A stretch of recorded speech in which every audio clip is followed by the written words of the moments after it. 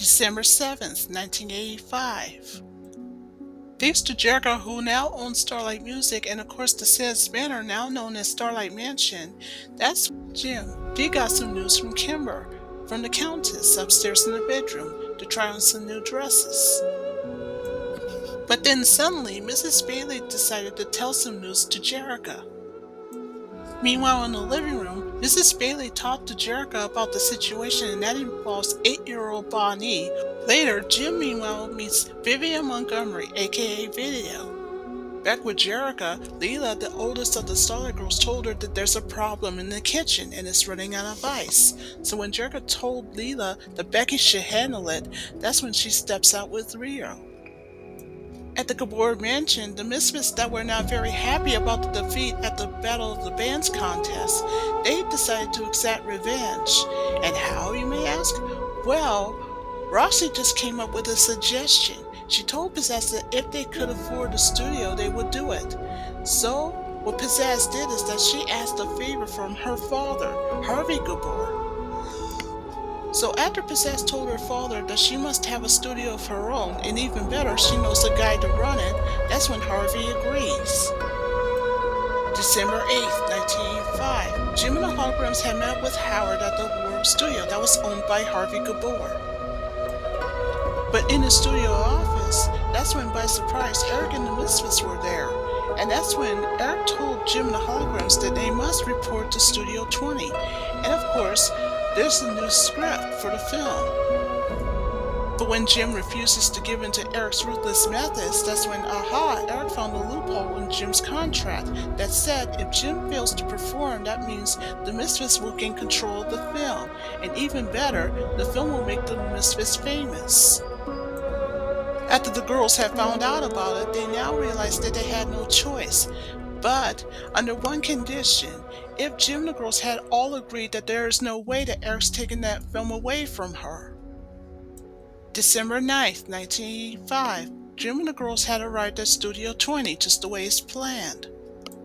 Inside, Anthony had told Eric that he's not happy with the script's change, so even though Eric agrees with Anthony that Anthony's in charge, but Eric's the one that's running the film, that's when Jim and the girls had arrived, and Eric had told Jim and the girls to report their makeup immediately, and so they did.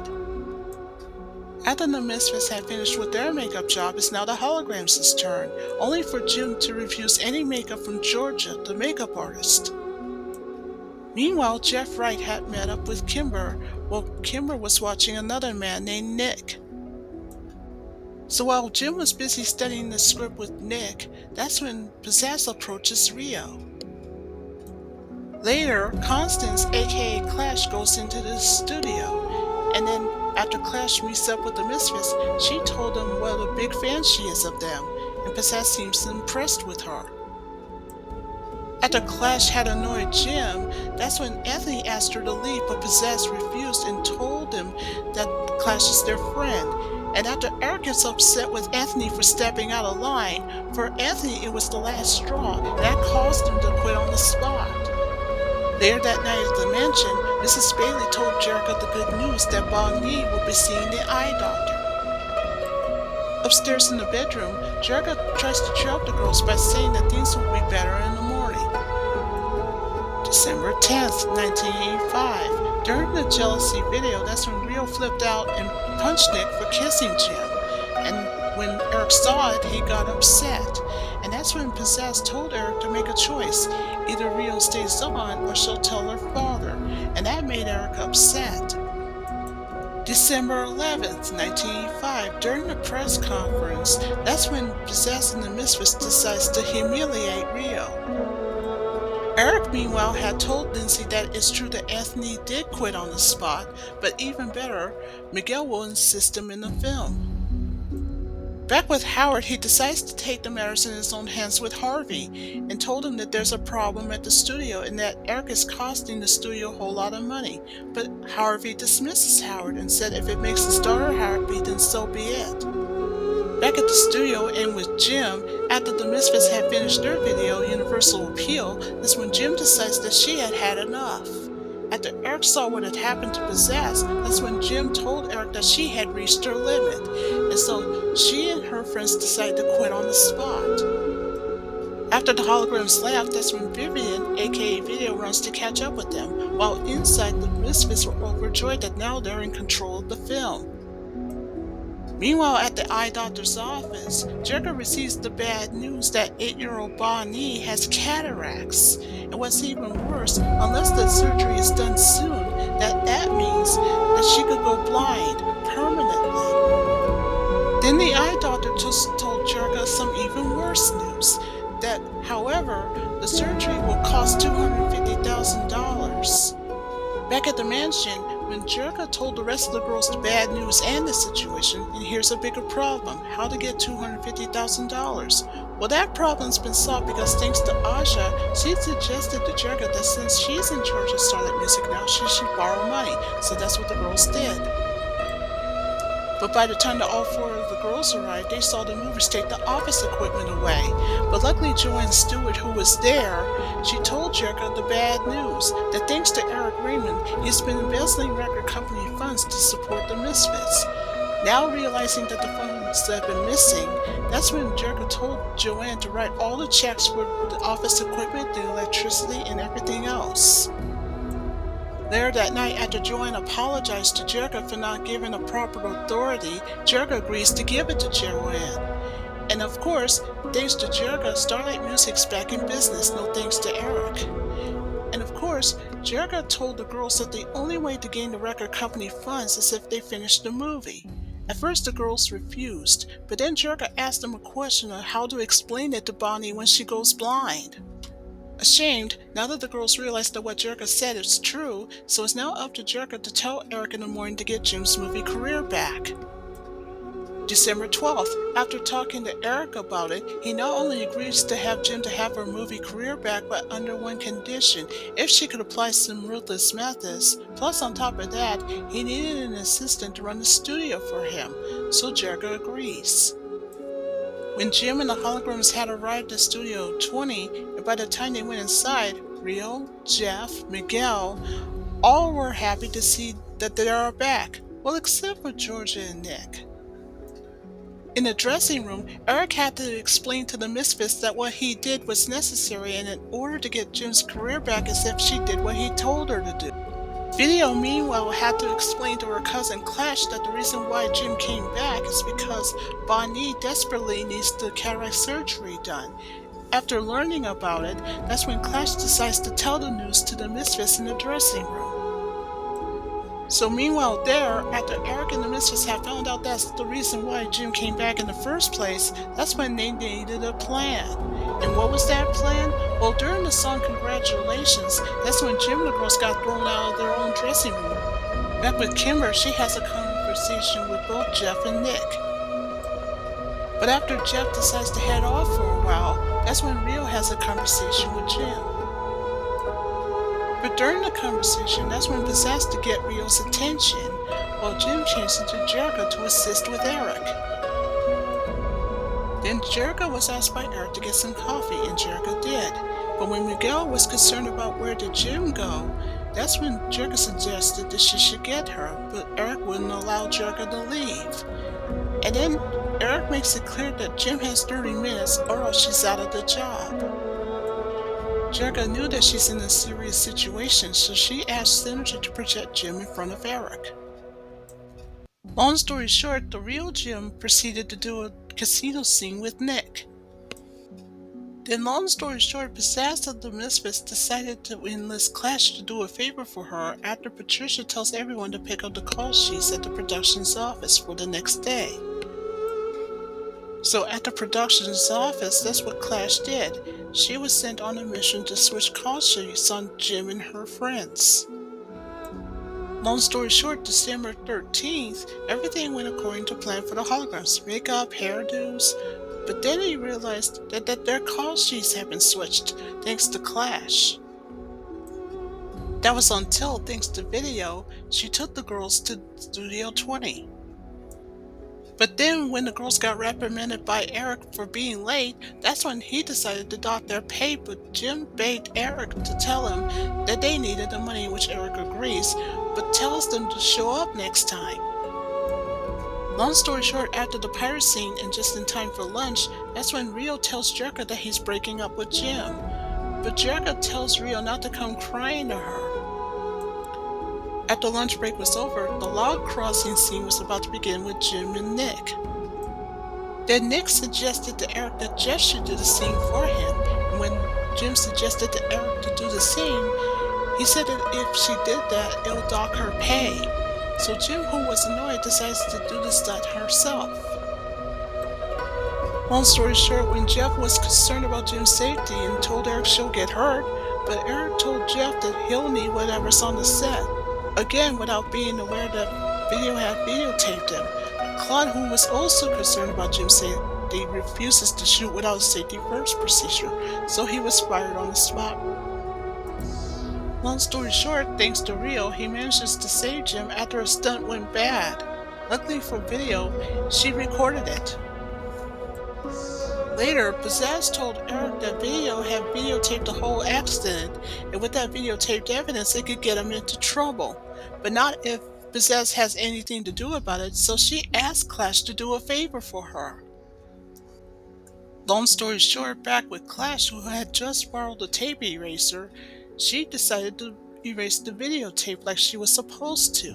But what she doesn't know is that the moment she left, her cousin and her friends are one step ahead of her, so what Clash did is that she erased the wrong videotape. So after Jeff agrees with Video that the real videotaped evidence will get Eric into trouble, but Jim's getting worried and then told Video that if it happens then Jim's movie will be ruined. But Rio pleads his case to Jim to say that she could have gotten hurt, which Jim dismissed. So Jeff agrees to use the videotape for later in case if something else goes wrong. Later that night at the mansion, Bonnie just got some good news from Jerrica, that thanks to Jim, she'll be getting her vision back in no time. December 14th, back at the studio, Nick's motorcycle stunt was finished, and so Kimber runs to catch up with him. But after ignoring Nick, that's when Kimber ran into Jeff. Long story short, Kimber's motorcycle stunt was about to begin. Everything was going well. That was until Clash decided to distract Harry, the explosives expert, and Roxy fiddled around with the controls. Things looked pretty bad for Kimber. That was until, when things were about to get worse, it is now up to Jeff to save her. Good news for Jeff, long story short, he actually saves Kimber. So, when her sister Jerrica arrives, Jeff had told Jerrica that he can take Kimber to the nurse so she can be treated. Then when Asha passes Nick by, she says that no thanks to him, Jeff has saved Kimber. Long story short, when Jim shows up, that's when Roxy tries to walk off. After Pizzazz pleads her case to say that there's no way that holograms are going to prove anything, that's when Roxy told Jim that she had frankly denied she had anything to do with it. Then when Eric tries to blame it on Harry, that's when Harry in turn tries to say that Clash did it, but Clash just frankly denies it. Then Jim has her turn to tell Eric that she may risk her life but not her friends, and that's when she says that she's quitting on the spot, but this time for good. But she's not alone because Asha and Sheena went along with her. Before Rio left, he has a score to settle with Eric, and then Eric asked him to leave. So after Rio left, that's when Miguel left, and the other two men had left after Miguel left. And then the two women decided to leave after Georgia had told them that they had made a mistake. Long story short, back in the nurse's office with Kimber and Jeff, that's when Kimber was told by the nurse that she'll be alright for a few days. And next thing you know, that's when Jeff and Kimber started hooking up. Back at the mansion, and long story short, in the hallway, that's when Jerrica told Asha that Bonnie trusts Jim and there's no way she's going to let her down. And then in the living room for a meeting, that's when Jim told everyone that there's no way that the movie's going down without a fight. So when Video suggested a music video for the movie, because they don't need the studio anyway, that's when Anthony agrees with Video's idea, and so did Sheena. Even better, Miguel and Rio had both agreed to work for free. December 15th, when Clash pulls up and sees her cousin, that's when Video had told Clash that it's true that Jim is shooting a movie, but decided to give the message to Clash to relay to the Misfits.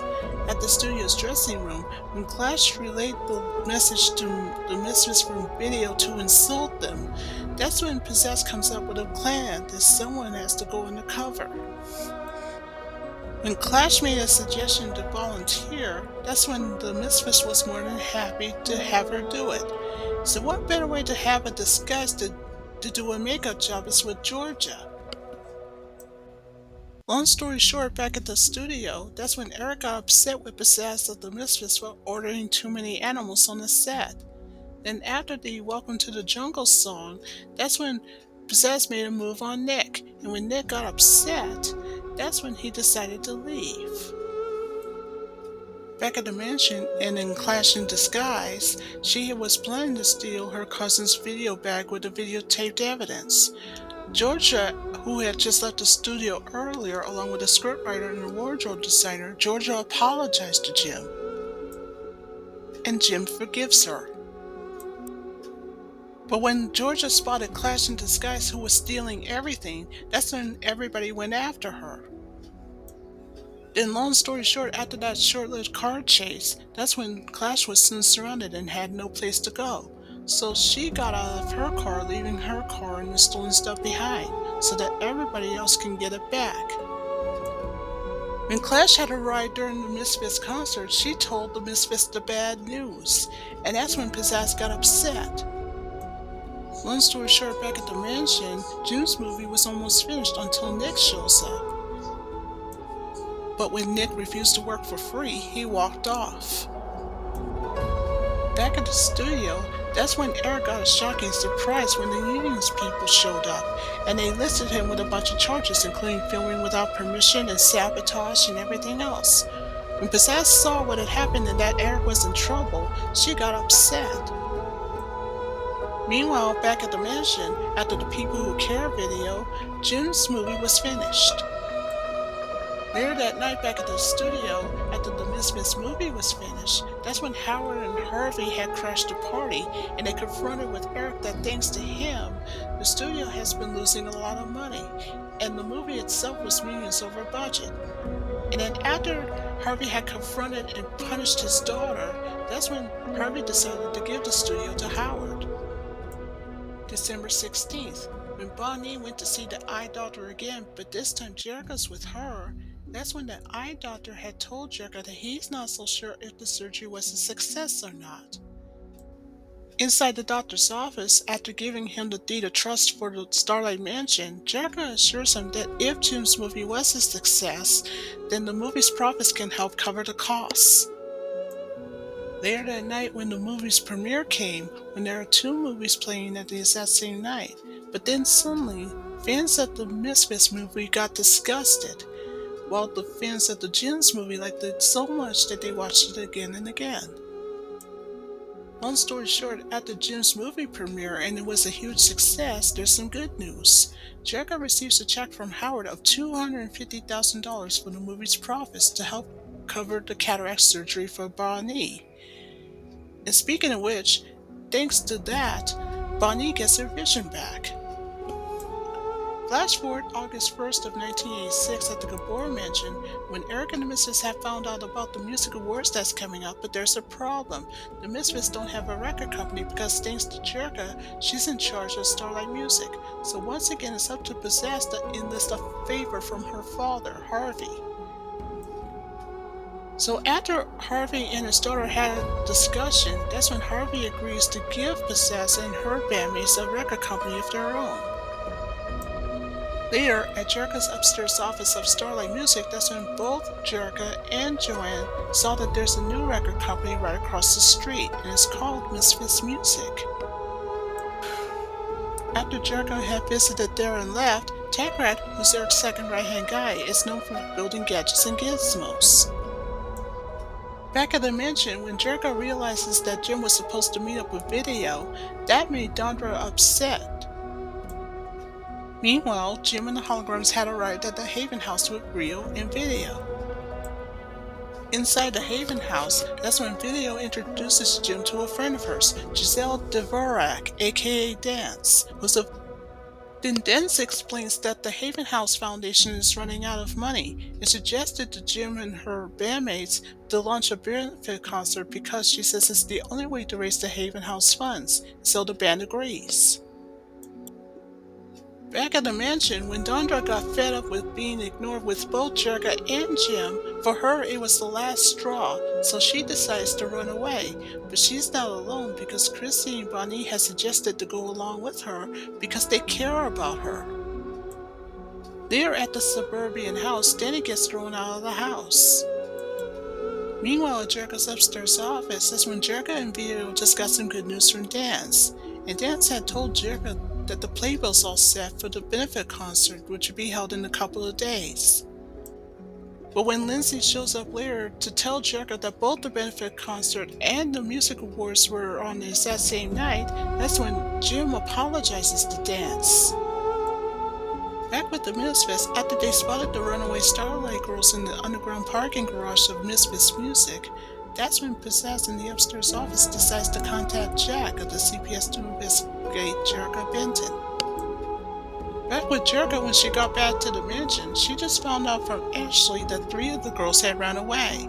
So Jerrica and her friends went looking for them. August 2nd, 1986, after having no luck finding the girls anywhere back at the mansion, Jerrica now feels guilt-ridden that she should pay more attention to the Starlight Girls more than what she should. Meanwhile, at the Haven house, when Dance had accepted Jim's apology, and then even better, she assures Jim and the band that they're still needed at the benefit concert. Meanwhile, at the stadium where the Misfits were supposed to be performing at, that's Mick. He's selling concert tickets, but when one of the Misfits fans bumped into Mick, then he stole one of the tickets that's worth $50. Back with the Starlight Girls, now that they had arrived at the stadium where the Misfits are going to perform, that's when Chrissy and Bonnie begin to regret the decision of running away, but Dondra tells them that she would think it over. Long story short, after the song I Am a Giant by the Misfits came to an end, the Starlight Girls and Danny were up on the scaffolding until Chrissy realized that she's afraid of heights, and then got scared and fell off. But when the loop of her backpack catches Chrissy, that's when Danny came to the rescue. Later, outside the stadium, after Chrissy had thanked Danny for what he did, she and the Starlight Girls introduced themselves, and Danny introduces himself, until when Mick comes up from behind, he catches Danny, and then tells Danny that he owes him $50 for the ticket that he had taken. So when Chrissy suggests to pay off Mick, that's when Danny tells her that it won't be necessary. After that, Mick agrees to take the girls and Danny to the school bus where they met up with his best friend, Ramon. Long story short, it's August the 3rd of 1986 when Jerrica and her friends came back. That was until Becky, the second oldest of the Starlight Girls, said that there's a man wanting to see Jerrica right away, and it's Jack from the CPS that Pizzazz had contacted with just earlier. But then, when Ashley and Leah had interrupted Jack, they told him the good news that there's a benefit concert that's coming up at the Stouffer Stadium. So Jack agrees to give Jerrica another chance, but under one condition, if the 3 girls ever return.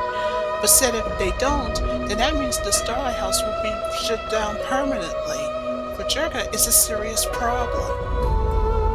Long story short, after the police had chased Mick, Ramon, the girls, and Danny, and into the alley, that's when Danny decided to save the life of Officer Jones. Then after climbing over the fence, that's when Officer Jones and his partner had arrested Mick and Ramon. Meanwhile, at the Stouffer Stadium, when Jack came back, that's when Jerrica was asking Jack if he could wait a little longer during the concert, and Jack agrees, but gives Jerrica one final warning that if the girls don't come back, that this could mean the end of the Starlight House. Back with Danny and the Starlight Girls that were having lunch at the burger place, Tony, who works there, that overheard their conversation, told Danny that there's a runaway house that's nearby, and suggests they should go there. So following Tony's suggestion just right after lunch, that's what Danny and the girls did. They had arrived at the Haven house, only to find out that there was no one answer the door. That was until they saw Dance pulling out in her car and met up with Danny and the girls and suggested that they should go see Jim at the Stouffer Stadium, which they all agreed. Meanwhile, at Stouffer Stadium, that's when Taggart arrived, and so did Jack. Backstage, Jim was about to prepare for her concert. That's when Dance had arrived with Danny and the girls. After accepting Dance's apology, that's when the three girls apologized for running away, and Jim assures them that it's her fault for not paying attention. Long story short, back with the Misfits, who had just won the music award, in the limousine, that's when Pizzazz told the driver to take the Misfits and Eric to the Stouffer Stadium. And the reason? Well, Pizzazz has told Eric that she has a reason to brag to Jim about winning the award with her bandmates. Back at the stadium, when Danny sees Taggart in the audience, that's when Taggart panicked and then he ran off. Now that the equipment is back to normal, Jerrica went into gym and just in time to perform at the benefit concert as planned. So during the song Friend or Stranger, that's when three of the Starlight Girls were reunited with the others. And that causes Jack to change his mind about investigating Jerrica. As for Danny, he gets a thanks from Rio for saving the day.